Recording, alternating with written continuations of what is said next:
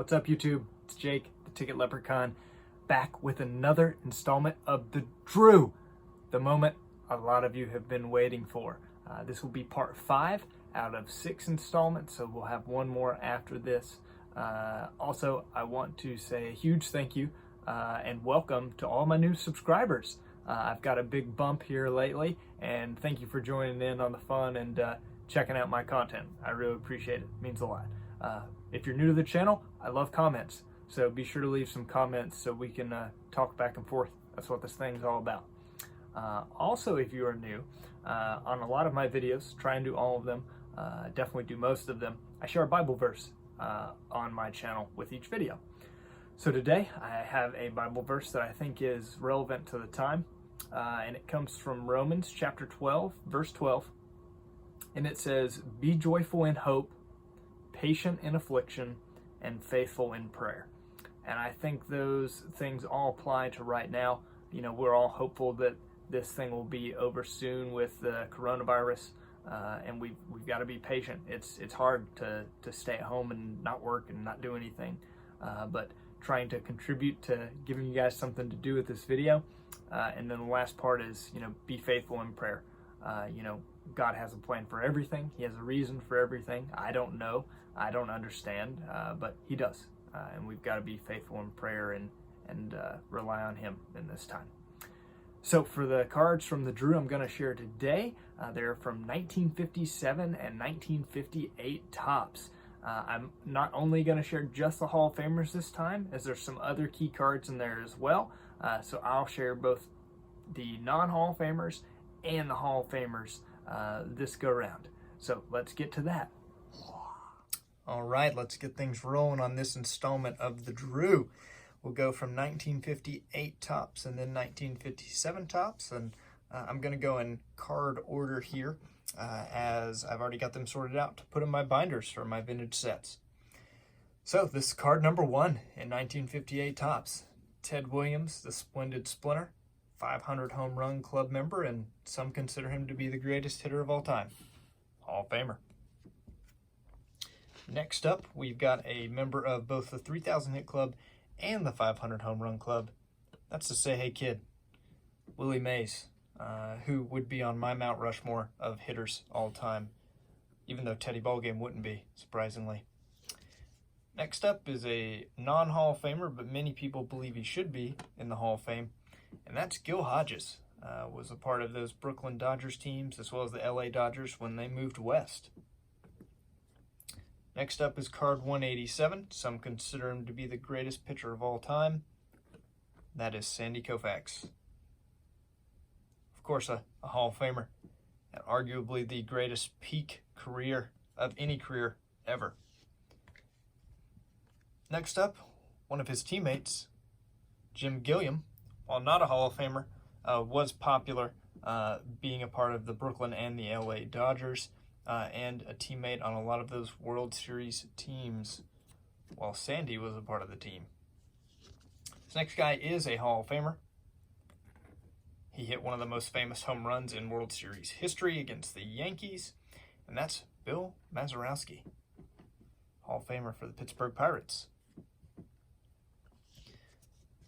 What of my videos would be complete without some Braves?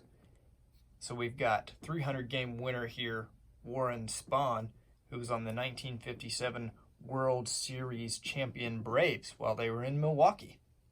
Such a cool looking card. I love the old logos for the Braves. They're very cool. Also, one of my favorite players, 1958 tops, it's the human vacuum cleaner, Brooks Robinson. Interesting take on this Brooks Robinson card. Interesting photography with his mouth open, looking all weird with his collar. But, you know, hey, it's part of the 58 set and part of the Brooks Robinson run, so excited to add that one. I mentioned this World Series already, and it is important to me as my Braves won it. But here's arguably an iconic card. Don't yell at me, Dave. I'm sorry. Blue Jacket 66. Of Mantle and Hank Aaron, World Series batting foes when they faced off against each other in that 1957 World Series, which the Braves won and the Yankees lost. Can't get much better than that, right? 2 more cards from 1958. Next up is an all-star card, a 500 home run club member and Hall of Famer. Let's play 2. It's Mr. Cub, Ernie Banks. These 58 all-star cards are very popular, probably the most popular, I would say, of the all-star cards. They just have a really cool look to them. That's Sport Magazine. Next up, the most recognizable all-star card from this all-star card subset. That's right, you guessed it. It's the Commerce Comet, the Mickey Mantle. 500 home run club member and a Hall of Famer.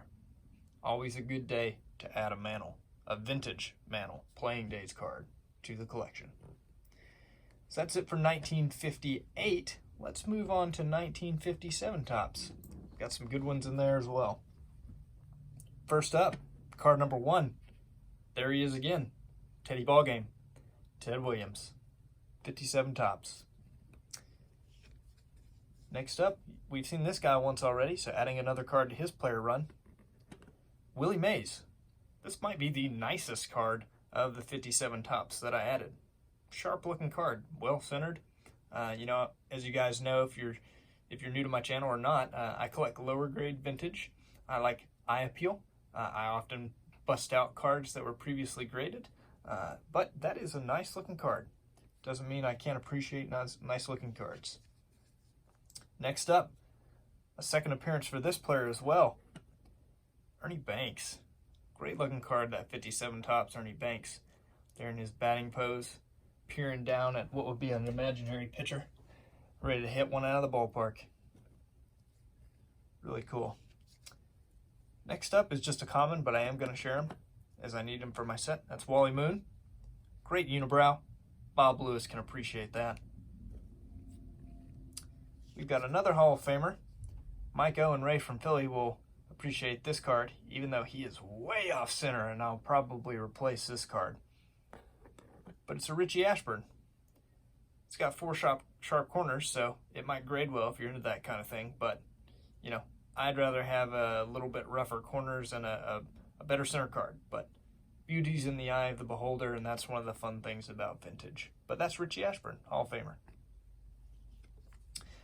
Next up, a second appearance by this player, and it shows him in his Brooklyn uniform and instead of LA, and that's Gil Hodges. What a great looking card. There's something magical about some of those old logos before teams moved and that sort of thing.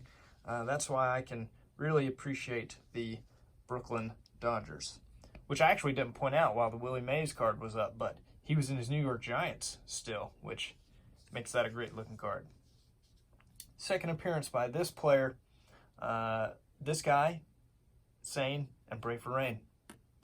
And that's Spahn, Sane, and Pray for Rain. As part of that famous duo for the Milwaukee Braves back in the day. This is a nice looking card. Love my Braves. Love the Milwaukee logo. Excited to add that one. One of the greatest left-handers of all time. Next up, another common. It's a Wilmer Mizell for the St. Louis Cardinals. Different looking uniforms for the Cardinals that year. It's not one you would recognize, across the chest there and the red script on the flannel grays. It's not exactly the one that jumps to mind when I think of the cards, so a little bit different uniform there for them. Next up, we've got another Hall of Famer, and that's Cleveland Indian Bob Lemon. Great pitcher. Hey, Scott, Reindeer Studios, if you happen to be watching this, do you have this card? Do you need it for your Indians set? Let me know. Next up, a non-Hall of Famer, but someone who many would argue should be in the Hall of Fame as his iconic place as a pioneer in baseball. That's Minnie Minoso for the White Sox. Jonathan, Cuban Collector, I know you're a big fan of Minoso, so thought you would enjoy that card.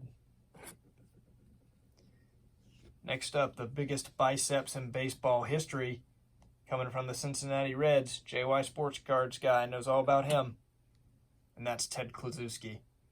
These sleeveless jerseys were said to be made just because of Klu's giant arms that the Reds sported in the mid-50s there, and I love it. This is a great looking card. Such a cool picture that is kind of, indicative of what Ted Kluszewski was all about. Big clue. Another Hall of Famer whose career was cut short too soon, but is in the Hall of Fame, one of the greatest catchers ever. It's Roy Campanella. Campy. He doesn't have many cards since his career was short because of that terrible car accident he was in that put him in a wheelchair for the rest of his life. But they are pretty collectible because he's pretty popular, played for a popular team with the Dodgers, and because there aren't very many of them. You don't have a lot of choices for playing days Campanella cards. And finally, one more. I talked a lot about this Brooklyn Dodgers team, and this kind of shows you all together. Some of these multiplayer cards were really cool from the 50s. This is the Dodgers Sluggers card with Carl Furillo, Gil Hodges, Roy Campanella, and Duke Snider, with Campanella and Snider being Hall of Famers, and Hodges arguably should have been a Hall of Famer, and then Furillo, who is another great player of the 1950s. So that completes this installment of the Drew. Please comment below what your favorite card was, which of these 2 years are your favorites, and just let's get some conversation going. Until next time, guys, God bless, keep collecting.